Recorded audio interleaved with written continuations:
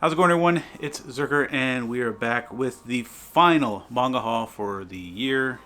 What a year it's been. A lot of things happened. Collection has grown considerably. I'm actually out of space for things pretty much right now, and now I gotta get another bookshelf, especially with the releases coming out for next year. Enough of all that, though. I hope you guys had a wonderful new year. Hopefully 2023 ends up being a great year for you as well, especially with collecting manga and anything else you are collecting. Let's jump into the haul and see what we got. We're going to start things off with all the newer releases and pre-orders as usual, and then we'll go into the couple of the older and I guess harder to find things that I did find. But we're going to start it off with the deluxe edition of Spriggan Volume 2. I think there's going to be four volumes in total for this, and we're already halfway through. I love Spriggan. I watched this a long time ago before it was on Netflix. It was amazing. It's such a great anime to watch, and I'm excited to actually hold this, I guess, version now in my collection. One downside I have noticed is Amazon put a little ding right there, but that's all good. Whatever. Oh, and there's something right there too, but whatever. It's all good. Happy to have Spriggan. Happy it's actually getting released. Following up from Spriggan, we have a release that I actually have been waiting for. I have been looking for the singles for a long time, but just never felt like paying the cost for the singles, and that is Noise. I guess we consider this a deluxe edition. Unfortunately, I'm a little disappointed with this particular release, mainly because I was hoping that Kodansha would have done the bigger version, maybe something more along the lines of their the Blam or like the Knights of Sidonia Master Editions, but they decided for whatever reason to go with these with this like Viz Sig size, which is a little disappointing. But nonetheless, I'm happy to actually have this because I was looking at the singles, and man, let me tell you, those singles were very expensive. So I'm glad to actually finally have Noise and to further broaden my Nihei collection. So picked up volume 14 of Konosuba, God's Blessing on This Wonderful World. This should be wrapping up shortly. I know the light novel ended, so the manga should be pretty close to ending as well. Call of the Night volume 10. Absolutely love this series.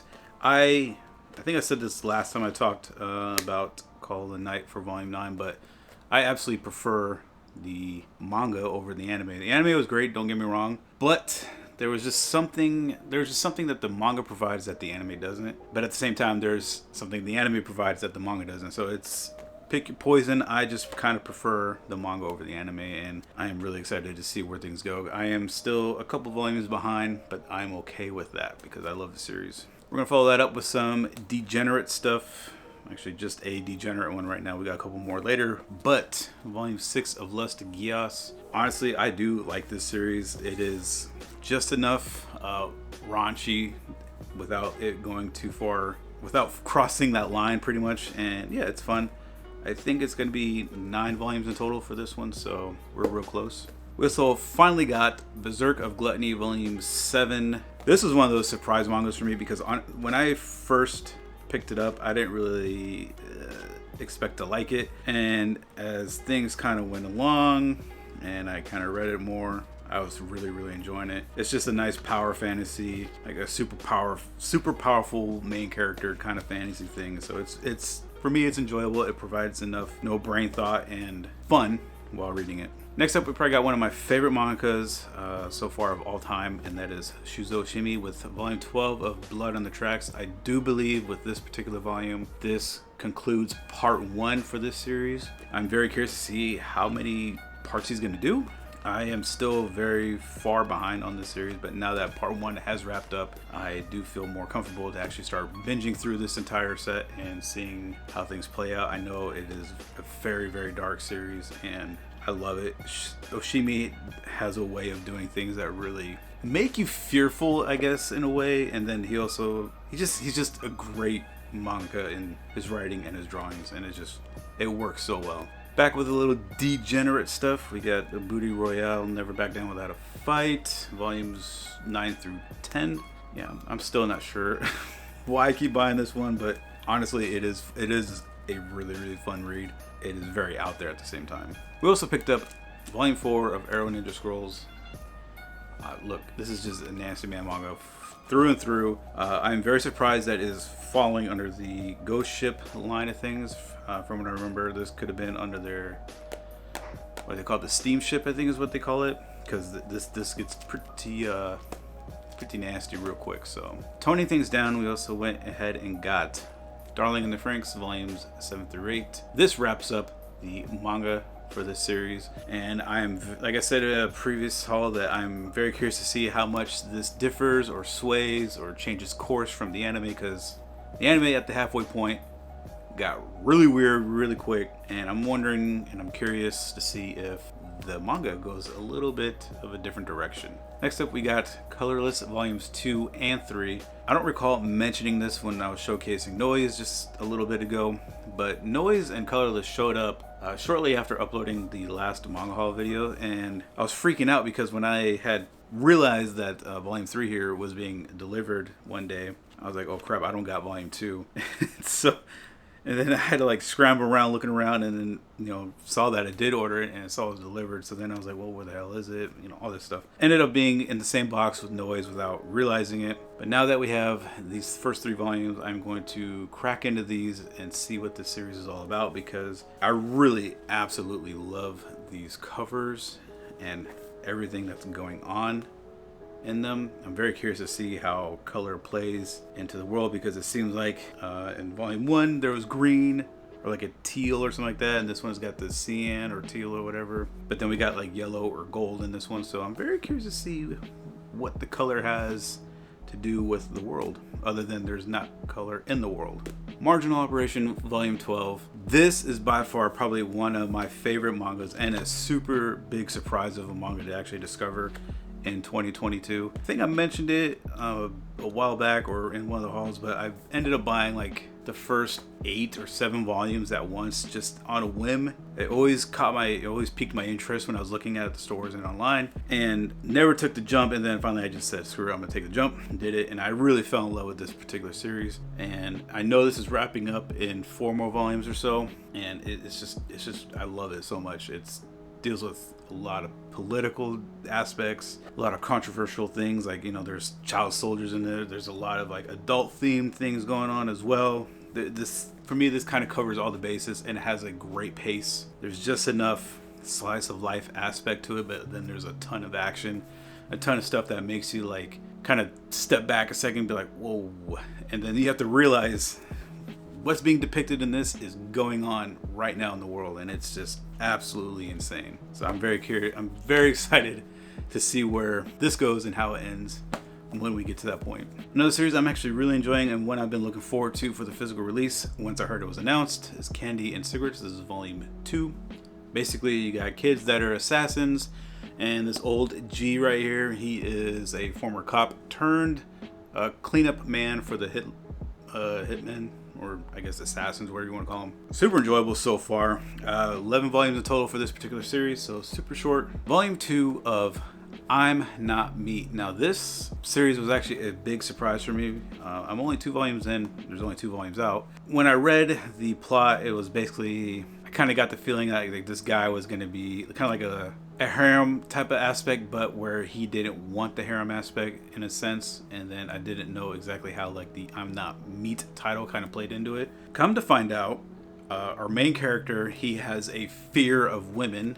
He also has a passion, at least that's kind of what I got from it for, so far, but he has a passion for wild animals, and he likes learning about wild animals and things like that. When these women, and they're typically people he's working with at his company, when they approach him, when they try to flirt with him or get real close to him, he has a panic attack, and he starts envisioning these women as usually as predators, but there's also, I think one lady got depicted as a hippo. I don't know if I would consider that a predator at any point in any sense, but so for instance, like the girl here on the cover, she's often depicted as a hyena, and when these things are happening, they actually drop a little tidbit about the behavior of the hyena in this case. They kind of showcase it in the way with the act that's going on towards him, why he's envisioning this thing, and like the thoughts that's running through his head. So it's pretty cool. It is fairly educational in a small way. Unfortunately, anytime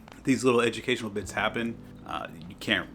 The panels are just raunchy, so you can't really, show it on YouTube. But it's a great one to read so far. It's more wholesome than I actually expected, so I'm pretty pleased with that. I'm going to continue getting this one because I actually am having fun reading it. Back with another Shuzo Oshimi work, and that is volume 9 of Inside Mari. This finally completes the series. This particular volume in general got delayed so many times, I feel like. Took so long to get it. Finally got it. We can finally wrap this up and finally figure out what the hell's going on in this. I may have to read the entire series again just to remember anything. It's Oshimi's work. I don't care what happens, what craziness, what things he's gonna make me think. It's gonna be a great series. I do remember enjoying reading this one. So, but yeah, I'm probably gonna have to reread the first 8 volumes to get kind of caught up and remember what the hell's going on. But yeah, we got Uzaki-chan Wants to Hang Out, volume 8. This is probably gonna be on the chopping block for me. I do prefer the anime a little bit more. These do come out pretty slow for me. So I'm gonna see after I read this one, when I get to it, I'm gonna see how I kind of feel when I get to that point. But the one thing I am disappointed at with this particular series in general, and maybe things are changing because I am a couple volumes behind, but is the long drawn out process of these two in particular pushing their relationship along a little bit more, because it's just the same antics over and over and over, and it's getting a little tedious and tiresome, and I don't want to be dealing with that every single volume. So hopefully there's some more development going on. If not, it's gotta go. Rooster Fighter Volume 2. This is a wild manga. The best way I can describe it though is if One Punch Man was born as a rooster and he had to fight monsters. That's the best way I can describe it. Super fun. The fight scenes are great. Super detailed, enjoyable. I would check this one out. And now lastly, for all of the new and like pre-order stuff, we have the final version of Gigant Volume 10. I can finally binge through this particular series. I love Gantz, so hopefully this has some, and I think it does, but hopefully it has the same appeal and draw that Gantz gave me. Inuyashiki, I enjoyed it, but I just didn't care that much for it as much as I did for Gantz. So I'm hoping this at least gives me some nostalgia for Gantz, I guess, but we'll have to see. All right, now we're gonna move into the couple of the older and harder to find things, and like just the older stuff in general. Last manga haul, I had picked up a duplicate of a series, not realizing I needed a different version, but I ended up getting the right version, or volume, not version, but volume now. So, and that's Rose Hip Rose Volume 2. If you liked GTO, you're gonna love Rose Hip Rose, probably. Made by the same manga, same craziness, same wackiness, same great art. So this is completed. I have Rose Hip 0 completed now. Whew. Like I said, 2022 was a good year, I think, for me. Another older series I started picking up was Go-Go 13. This is Volume 2. I believe all we need now is Volumes 4 and 5. I have seen them jumping around online a little bit. I have seen some fairly decent prices for them.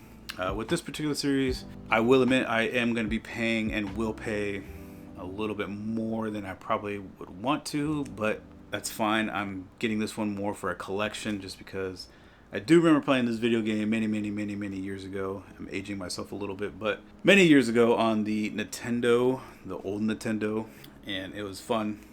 Basically, it's like Japanese, or the Japanese version of James Bond. It's the best way I can describe it. I just need 2 more volumes. The whole entire series will be completed then. So hopefully, the one thing I will say, the reseller did a bad job at cleaning the stickiness off, so I'm gonna have to take care of that. And lastly, to wrap things up, we're gonna talk about, I didn't even know this was a thing until maybe about September of 2022. I knew it had a printed version of this series. I just didn't know it was actually translated into English and released in comic book format. I was surprised, and I actually didn't think anybody would have any, and there's a couple sellers that have them. A lot of them were asking way too much, so I was able to find a seller that had it at a much more reasonable price. I felt like this particular series was one of the first eye-opening anime films I watched when I was a younger person, mainly because it really showed me that anime wasn't like Dragon Ball or like Gundam Wing, like it showed me that anime was a huge, broad thing. Like, I watched Akira, I watched Ninja Scroll, I watched Ghost in Shell, and I was like, okay. And they had some like tasty bits in there on some of them. But when I watched this particular film, or this particular movie, I guess, it really opened my eyes up that I was like, well, this dude or whoever drew this, they put a lot of care and attention into the physics of some things. And so yeah, I ended up taking the dive. I don't want to say it's a holy grail, but it's more like a nostalgia kind of purchase. But yeah, this is going to be Plastic Little Captain's Log. This combines all 5 of the comic books that were released in English. I don't know if Japan got more than 5, but at least in the English translation, we had 5 comic book versions. And yeah, it's just a classic, like, futuristic show.